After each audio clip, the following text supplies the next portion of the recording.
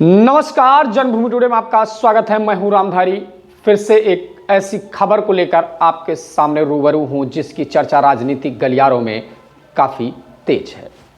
दरअसल बात आज हम बसपा की करेंगे और खासकर बसपा सुप्रीमो का जो जन्मदिन था, उस जन्मदिन को बसपा सुप्रीमो ने कुछ खास अंदाज में मनाया और अपने दूसरे भतीजे, छोटे भतीजे ईशान आनंद की राजनीति में एंट्री करवा दी है।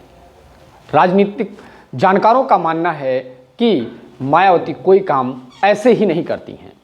अगर उन्होंने ईशान आनंद को लोगों के सामने पेश किया है तो उसका कुछ न कुछ कारण जरूर होगा। इसके बाद से यह चर्चाएं भी चलने लगी हैं, जिस परिवारवाद को लेकर मायावती हमेशा समाजवादी पार्टी पर, अन्य नेताओं पर तंज कसा करती थी, आज फिर बसपा भी परिवारवाद की तरफ बढ़ रही है। दरअसल बसपा 2012 में 80 सीटें पाई थी, इसके बाद 17 में उससे कम और 2022 में 1 सीटों पर सिमट गई। अब बसपा अपना खोया हुआ जनाधार पाने के लिए लगातार जिद्दोजहद कर रही है।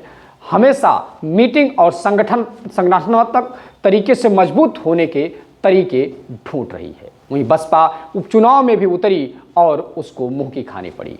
इसके बाद बसपा ने घोषणा किया कि अब वो उपचुनाव नहीं लड़ेगी। हालांकि बसपा ने 27 सालों बाद उपचुनाव लड़ा था और उपचुनाव में इसका इतना बेकार प्रदर्शन उसको निराश कर दिया।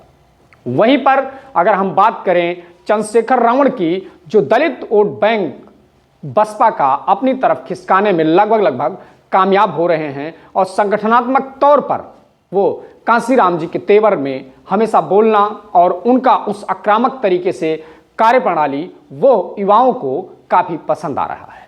लेकिन राजनीतिक जानकारों का मानना है कि मायावती आकाश आनंद और ईशान आनंद को उनके पैरेलल ऐसा खड़ा करना चाहती हैं ताकि बसपा का जो जनाधार है वो बचा रहे और युवा बसपा के साथ में खड़ा रहे।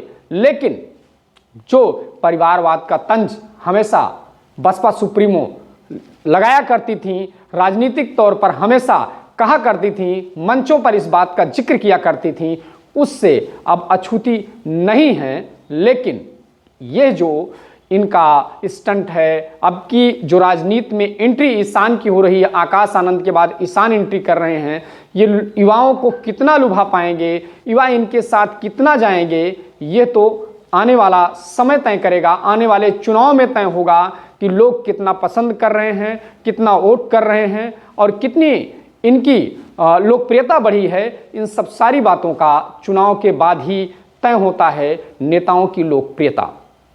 फिलहाल संगठनात्मक तौर पर मजबूत होने के लिए बसपा मीटिंग करती है, जगह जगह अपने सभाएं लगाती है और अब की जो दिल्ली का चुनाव हो रहा है उसमें आकाश आनंद को स्टार प्रचारक के तौर पर भी उतारा जा रहा है। तो ये दिल्ली के चुनाव में भी एक परीक्षा होगी आकाश आनंद की, वो युवाओं को कितना जोड़ पाते हैं और कितना और वोट परसेंटेज बसपा का बढ़ा पाते हैं। हालांकि बसपा वहाँ जीतने या लड़ाई में तो ऐसा नहीं है, लेकिन ये वोट परसेंटेज बढ़ाने का भी मामला जरूर होगा। आपको यह खबर कैसी लगी, आप कमेंट करके बताएं। बसपा में ईशान आनंद और आकाश आनंद के आने के बाद कितना बदलाव होगा, आप इसको किस तरीके से देखते हैं, यह आप हमें कमेंट बॉक्स में कमेंट करके जरूर बताएं।